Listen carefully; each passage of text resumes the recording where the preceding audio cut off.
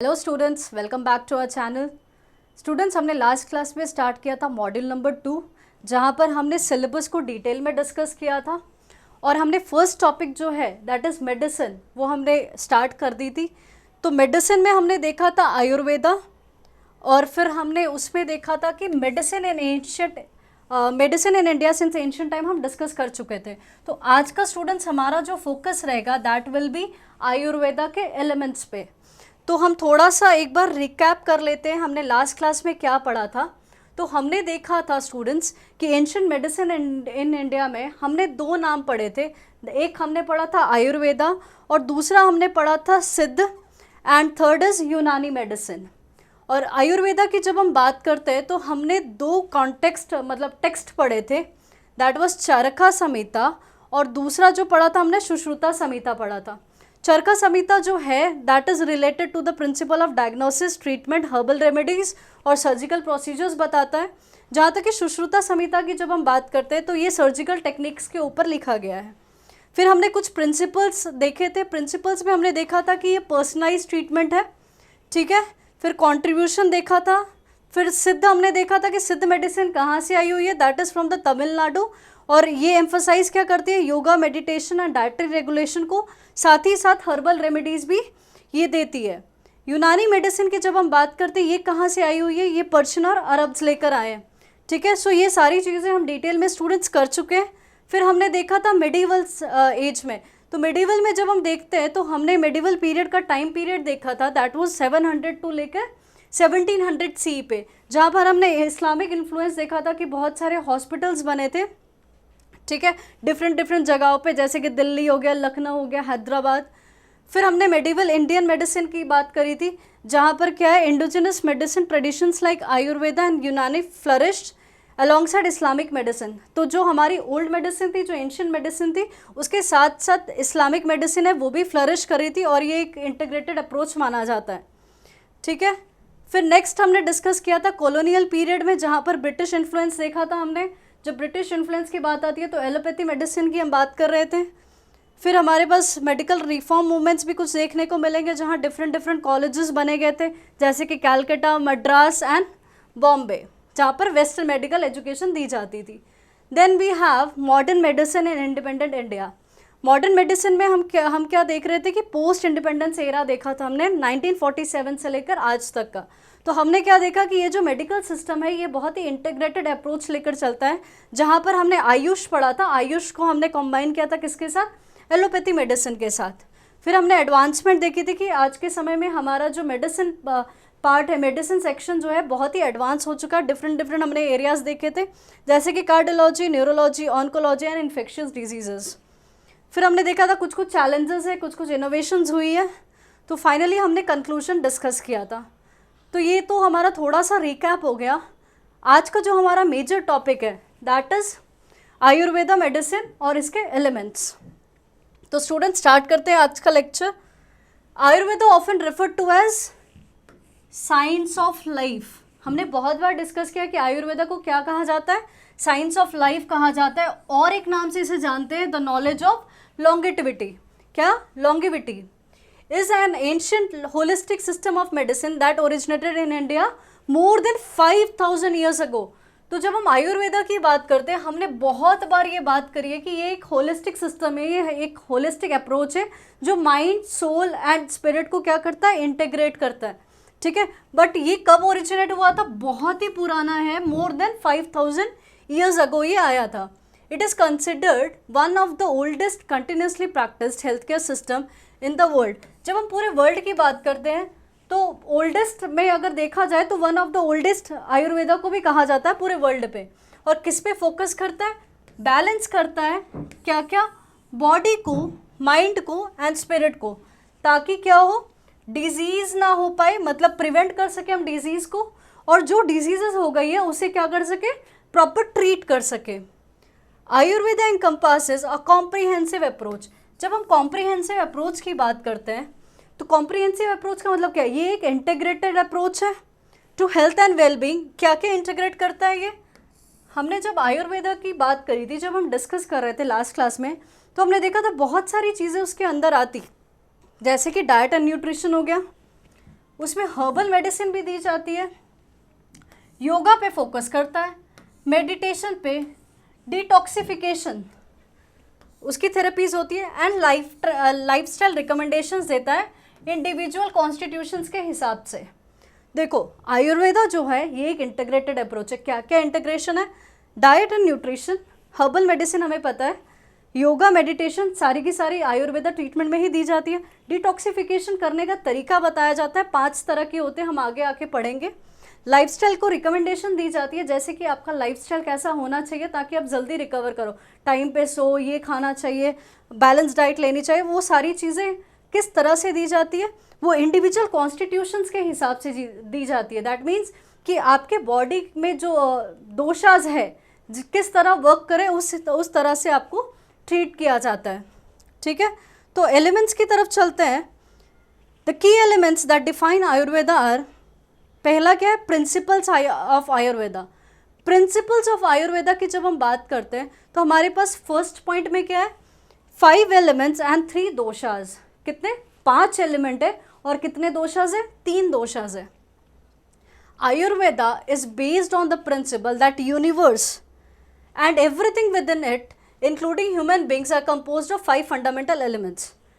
तो आयुर्वेदा क्या कहता है कि ये जो यूनिवर्स है या यूनिवर्स के अंदर जितनी भी चीज़ें हैं ह्यूमन बींग्स को इंक्लूड करके, वो सारी की सारी चीज़ें कितने एलिमेंट से बनी हुई है?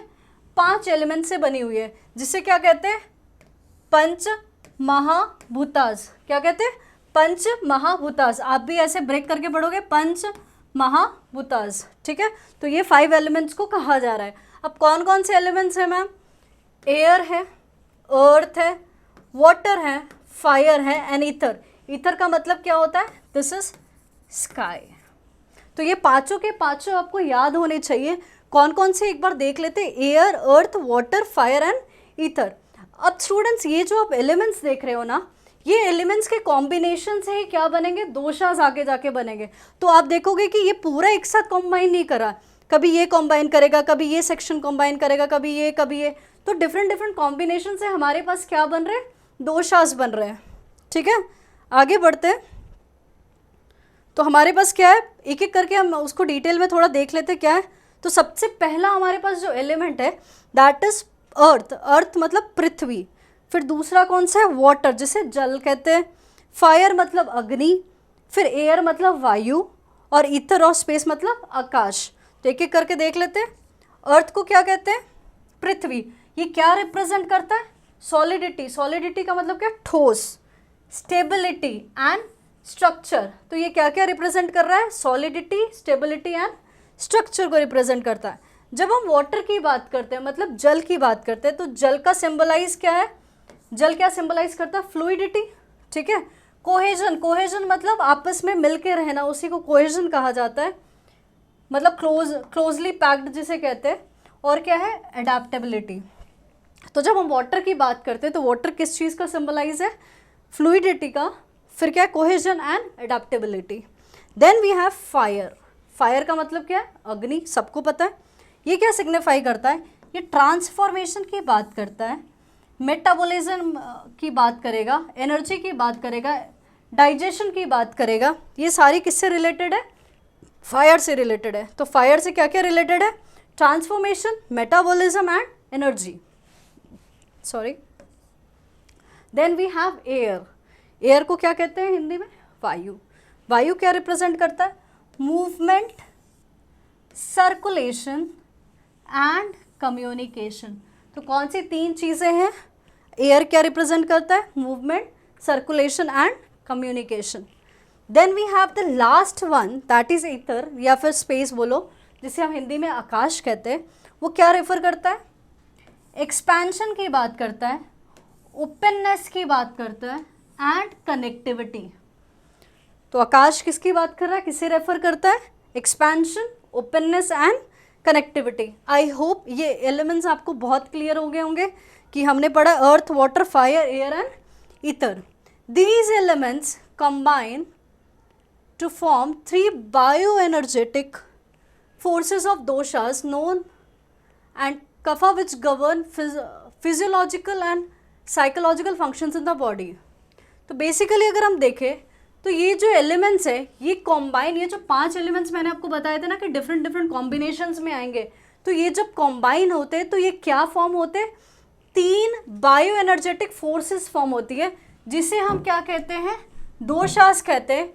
अगर ये जो दोशास होते हैं ये हमारे कौन से फंक्शंस को कौन से फंक्शंस को देखता है, ये फिजियोलॉजिकल एंड साइकोलॉजिकल फंक्शंस को ये रेगुलेट करता है। अब हम एक एक करके देखते हैं कि दोषास बने कैसे हैं, क्या क्या कॉम्बिनेशन से दोषास बनते हैं। तो फर्स्ट दोषा जो हमारे पास है दैट इज वात।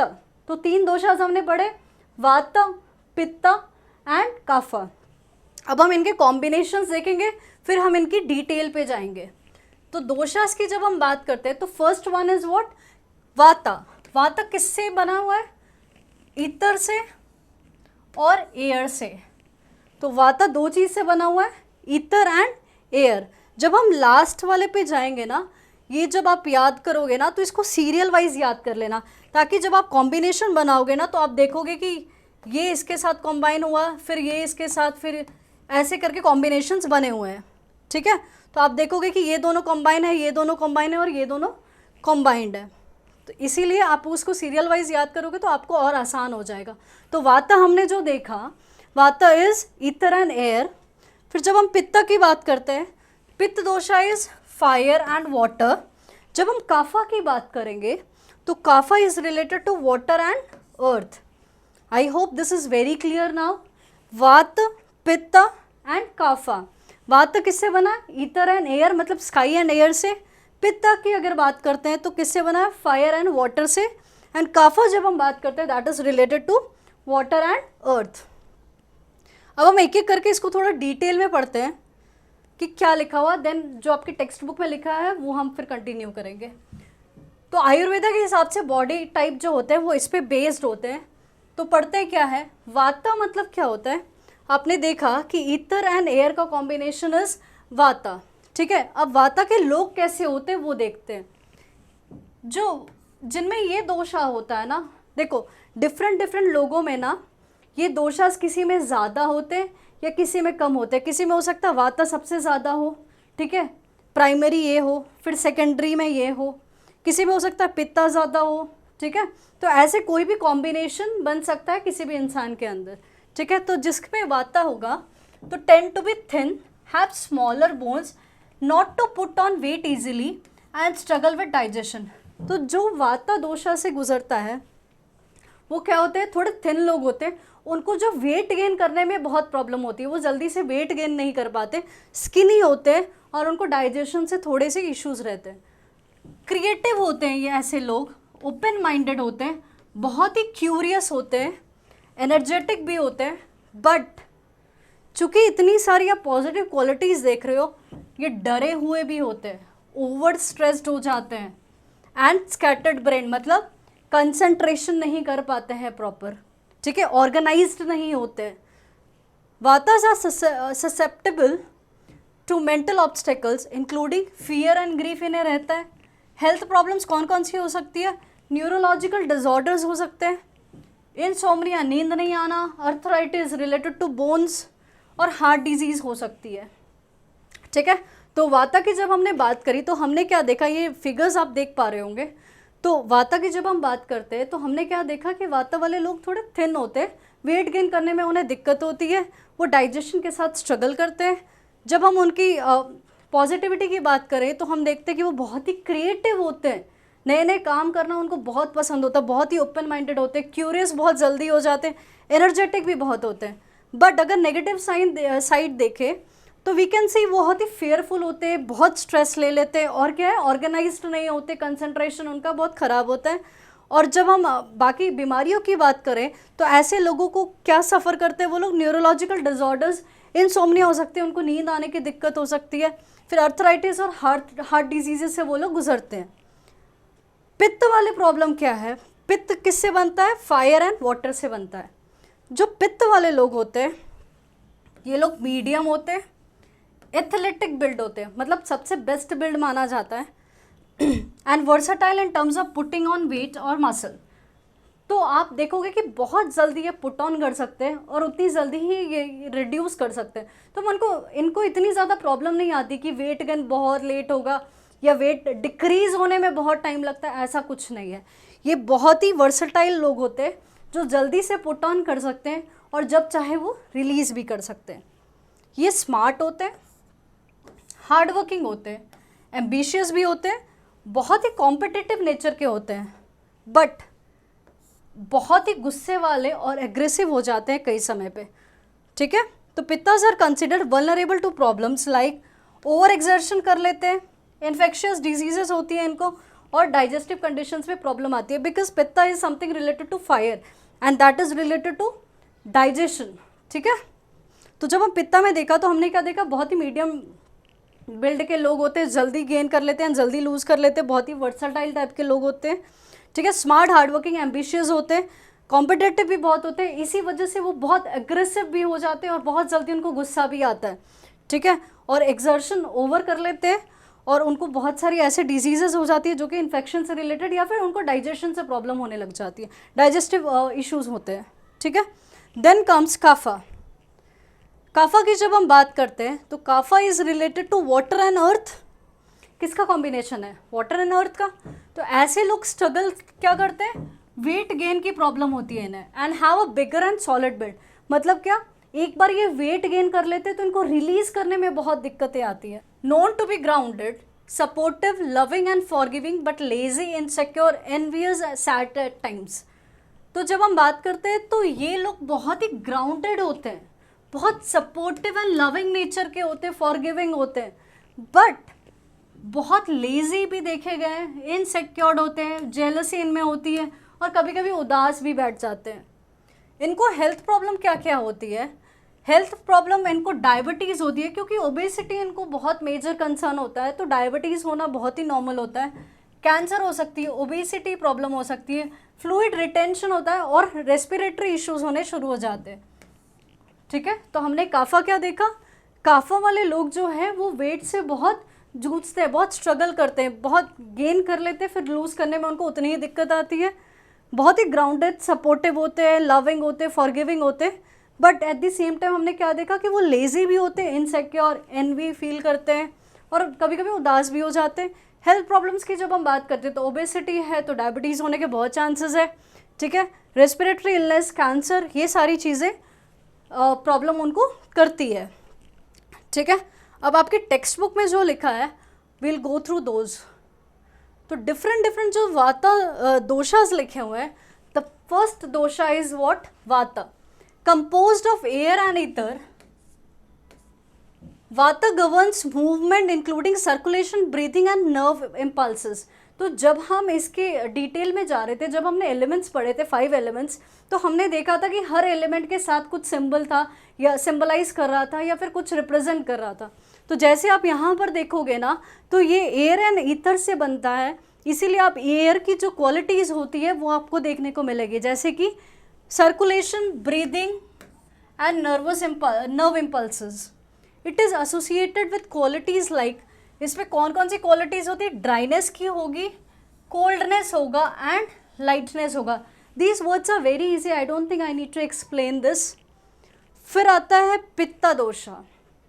पित्त दोषा किससे बनता है, आग एंड वाटर। तो आप देखोगे अभी जो हम कैरेक्टरिस्टिक्स पढ़ेंगे वो फायर के रिलेटेड कैरेक्टरिस्टिक्स पढ़ेंगे, मतलब वो क्या रिप्रेजेंट करता है। पित्त गवर्न्स डाइजेशन, हमने वहाँ पर भी पढ़ा था, मेटाबॉलिज्म और transformation. It embodies qualities, qualities क्या क्या होती है, पित्त है, फायर है तो हीट होगा, इंटेंसिटी एंड शार्पनेस। हमने देखा है कि ऐसे लोग बहुत ही शार्प होते हैं। काफा दोषा की जब हम बात करते हैं, it is comprised of earth and water. किससे किससे बना है ये, अर्थ से बना है और पानी से बना है। Kapha governs structure, stability and lubrication in the body.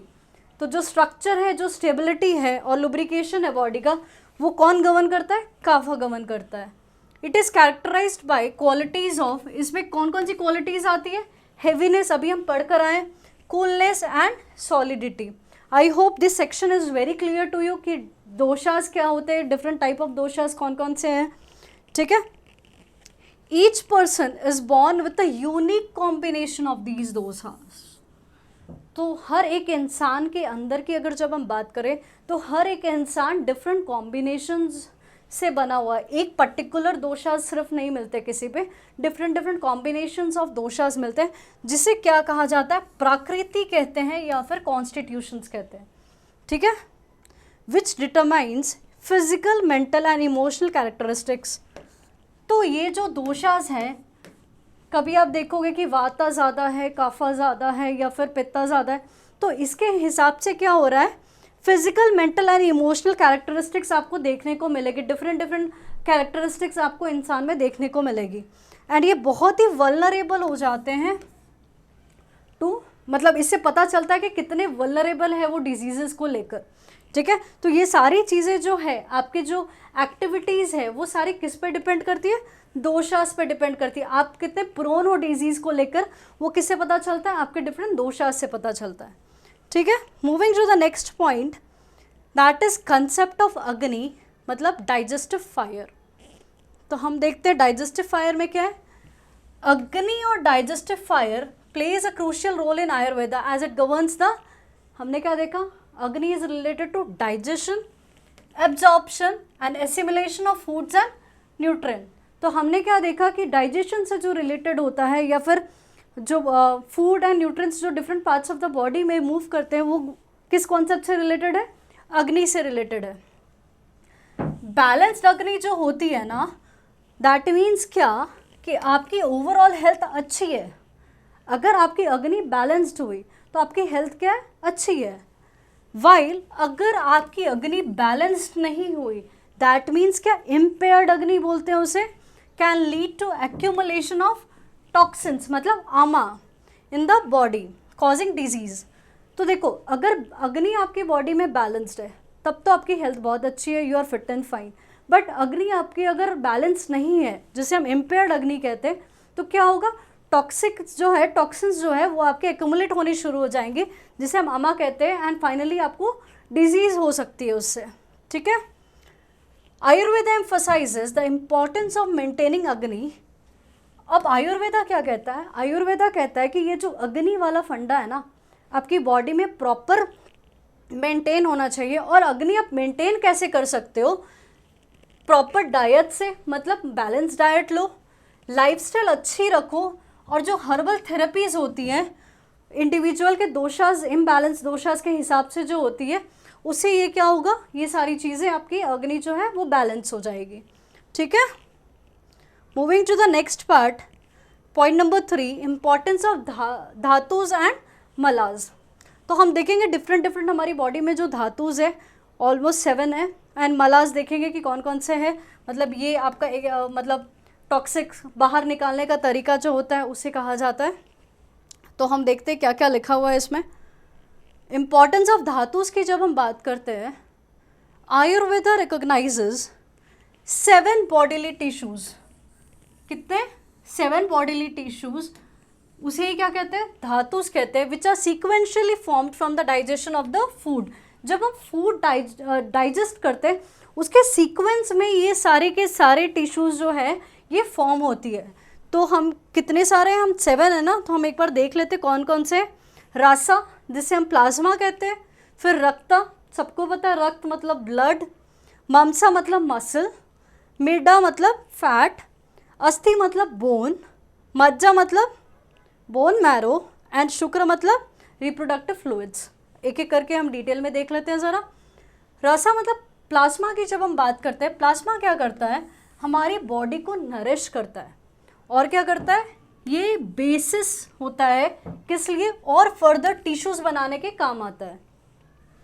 जब हम रक्त की बात करते हैं, मतलब ब्लड की जब हम बात करते हैं, ब्लड का काम क्या है, ऑक्सीजन कैरी करेगा, ठीक है, फिर न्यूट्रिएंट कैरी करेगा, और जो भी हार्मोन्स होते हैं उसे पूरी थ्रू आउट की बॉडी में कैरी करेगा।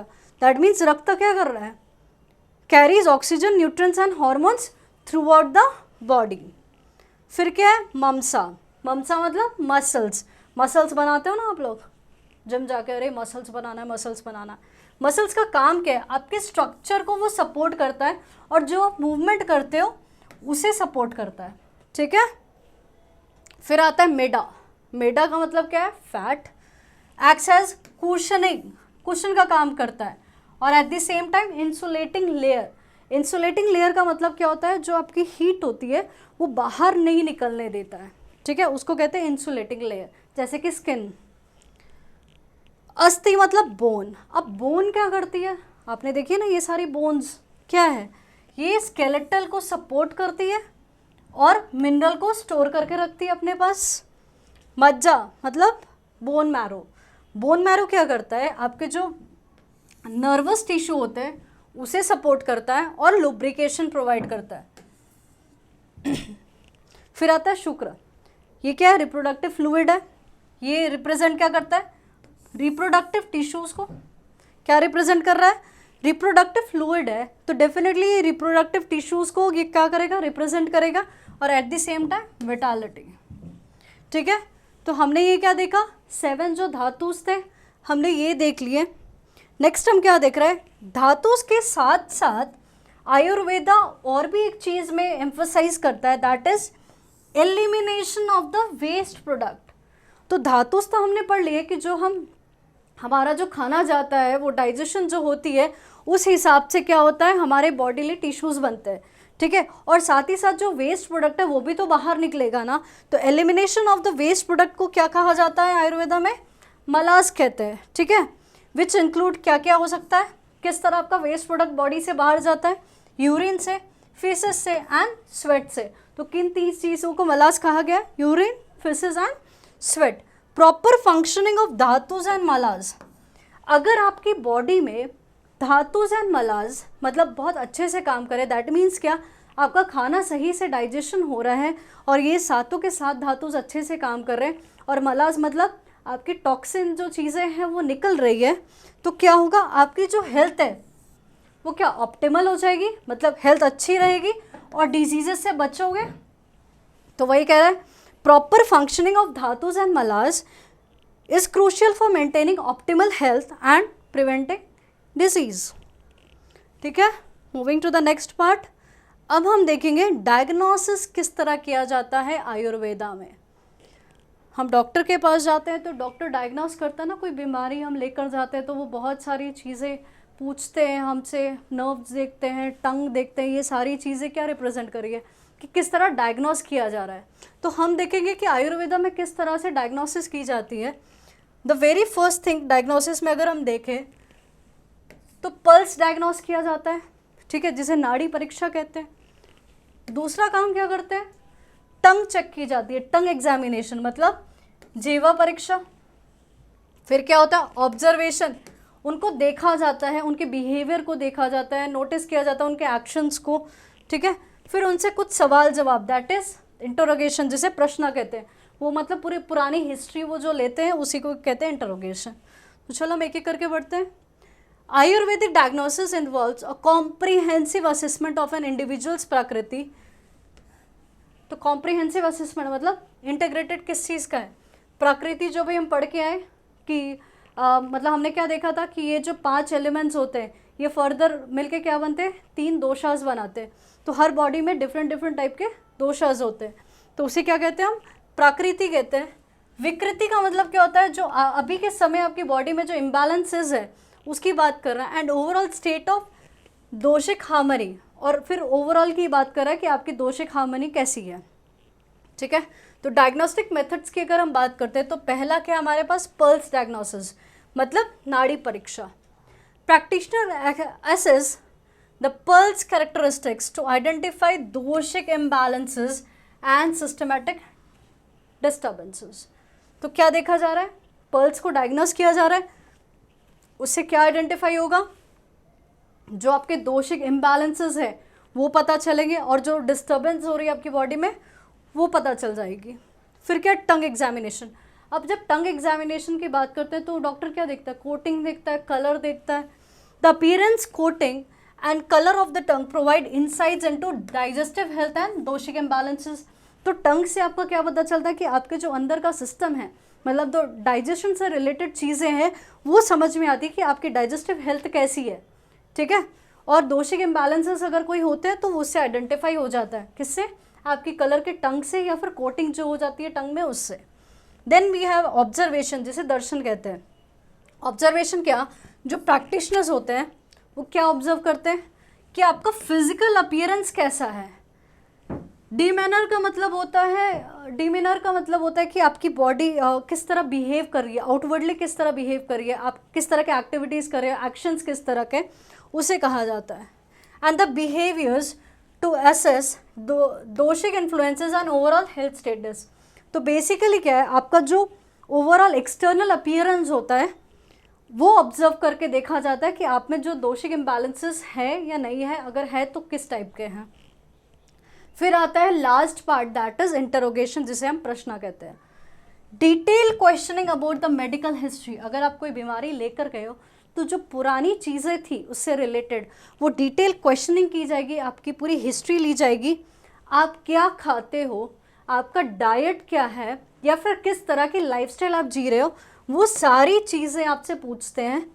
फिर सिम्टम्स क्या हो रहे हैं, ये सारी चीज़ें पूछी जाती है ताकि वो समझ सकें कि आपका हेल्थ कंसर्न क्या है और दोषिक इम्बैलेंसेस कौन कौन से हैं।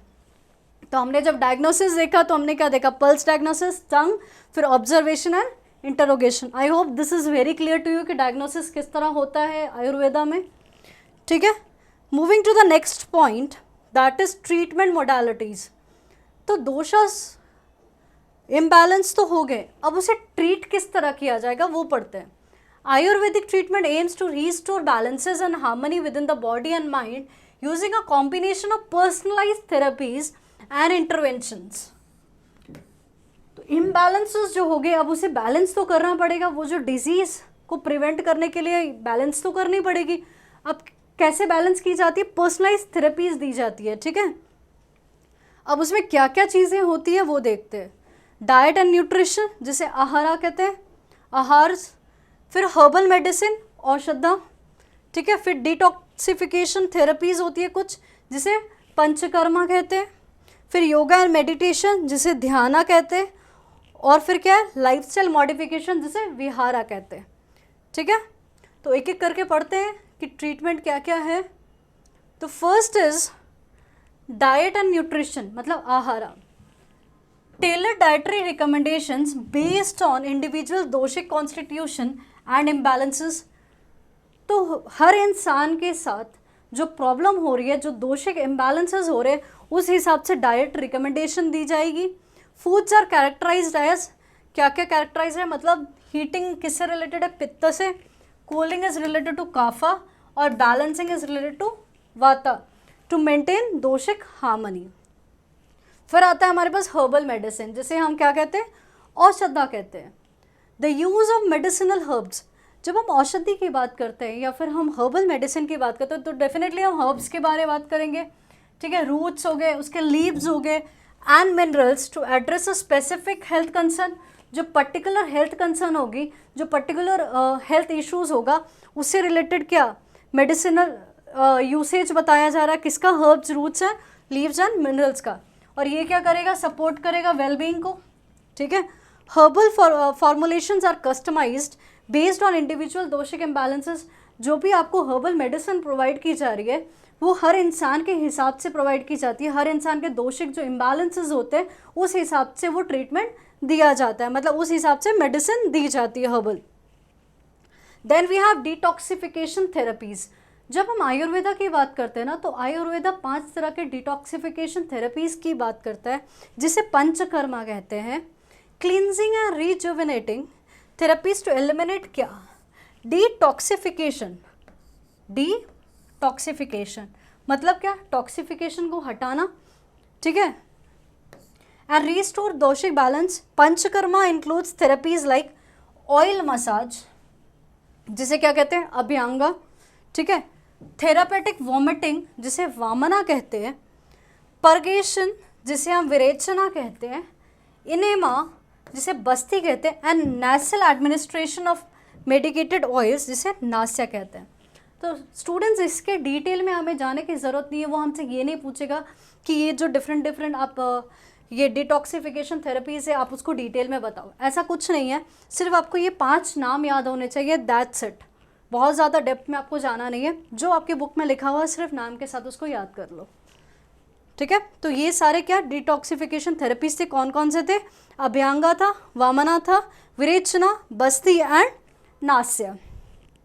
Next we have yoga and meditation. जब हम ट्रीटमेंट की बात करते हैं तो definitely this is very important treatment कहा जाता है, जो कि ऑलमोस्ट हर घरों में होता है, that is yoga and meditation. और आज के समय में तो बहुत ही इंपॉर्टेंट चीज़ हो गई है जिसे ध्यान कहते हैं। Practices that promote physical strength, flexibility and mental clarity and emotional balance। जब हम योगा की बात करते हैं तो हम हमेशा एक ही चीज़ रिपीट करते हैं कि इंटीग्रेट करता है किसे? माइंड को, बॉडी को और स्पिरिचुअली। दैट मीन्स हम आसनास की भी बात करते हैं जो कि फिजिकल बॉडी से रिलेटेड होता है, जो कि पोस्चर से रिलेटेड है, फ्लेक्सिबिलिटी बैलेंस से रिलेटेड है। फिर हम प्राणायाम्स की बात करते हैं जो कि रेस्पिरेटरी इशू से रिलेटेड है, मतलब रेस्पिरेटरी एफिशिएंसी बढ़ाता है ये। फिर हम ध्यान की जब हम बात करते हैं दैट मीन्स मेडिटेशन, मतलब किसी चीज़ पे हम कॉन्सेंट्रेट करने की कोशिश करते हैं या फिर स्पिरिचुअल होने की कोशिश करते हैं, उसे कहते हैं हम ध्यान। Specific yoga asanas, postures, pranayams, breathing techniques are prescribe based on doshic constitution. तो जिस हिसाब से आपके दोषिक कॉन्स्टिट्यूशंस होते हैं उस हिसाब से आपको डिफरेंट योगा प्रैक्टिसेस बताया जाता है, मतलब डिफरेंट आसनास हो गए, प्राणायाम्स हो गए, ये सारी चीज़ें आपके दोषिक कॉन्स्टिट्यूशंस के ऊपर डिपेंड होती है। फिर आता है the last one is lifestyle modification, जिसे विहारा कहते हैं। Recommendations for daily routine, sleep patterns, exercise and stress management techniques aligned with individual doshic needs. अब जो इंडिविजुअल दोषिक नीड्स होती है उस हिसाब से क्या कहा जाता है उसे, कि आपकी डेली रूटीन क्या होना चाहिए, दिनचर्या कैसा होना चाहिए, आपकी जो स्लीप पैटर्न्स है वो प्रॉपर होनी चाहिए, मतलब जिस समय आप सोने के लिए जाते हो एकदम साउंड स्लीप होनी चाहिए, लाइट्स ऑफ होनी चाहिए, नॉइज़ ना के बराबर होनी चाहिए। तो आपका स्लीप पैटर्न और टाइमिंग जो है वो मेंटेन करना बहुत ज़रूरी होता है। एक्सरसाइजेस की बात करता है और फिर स्ट्रेस किस तरह मैनेज किया जाता है, जैसे मेडिटेशन करके या फिर योगा करके। ये सारी की सारी चीज़ें क्या है, लाइफस्टाइल को मॉडिफाई कर रही है।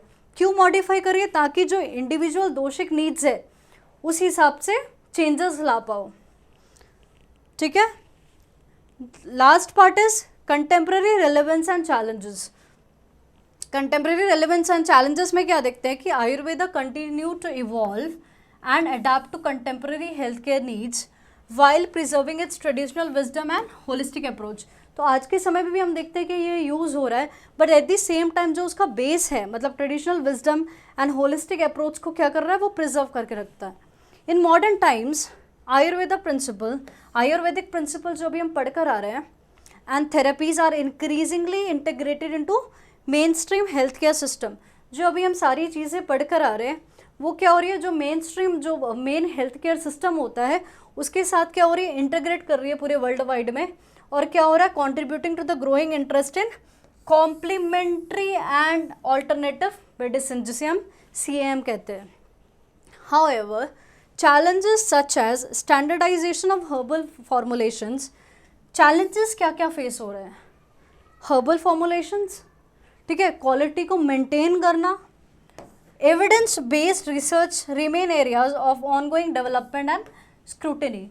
तो हमने देखा कि आज के समय इसका रिलेवेंस तो है, बट आयुर्वेदा बहुत सारे चैलेंजेस को भी फेस करता है। क्यों?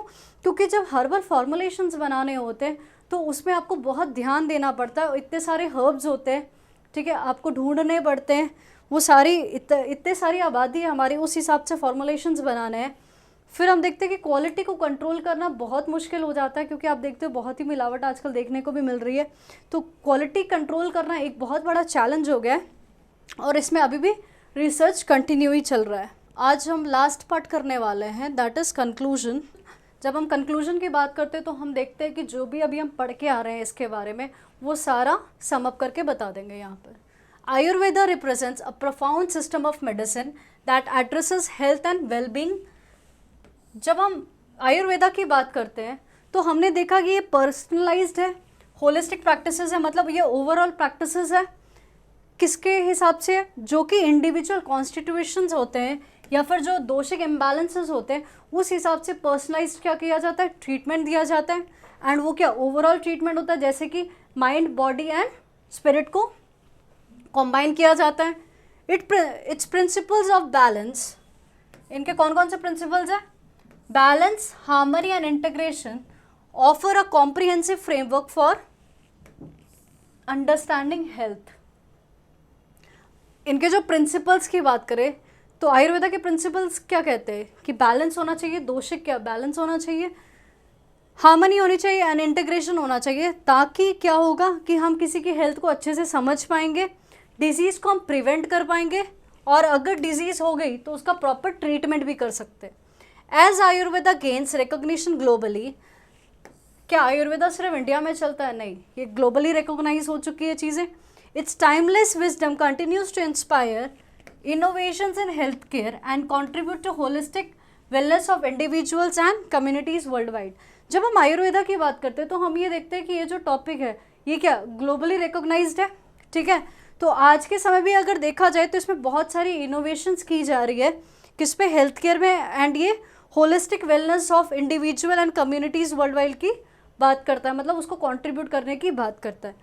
So that was all about today's class. We'll meet you in the next class एक नए टॉपिक के साथ, that is disease management. Thank you so much.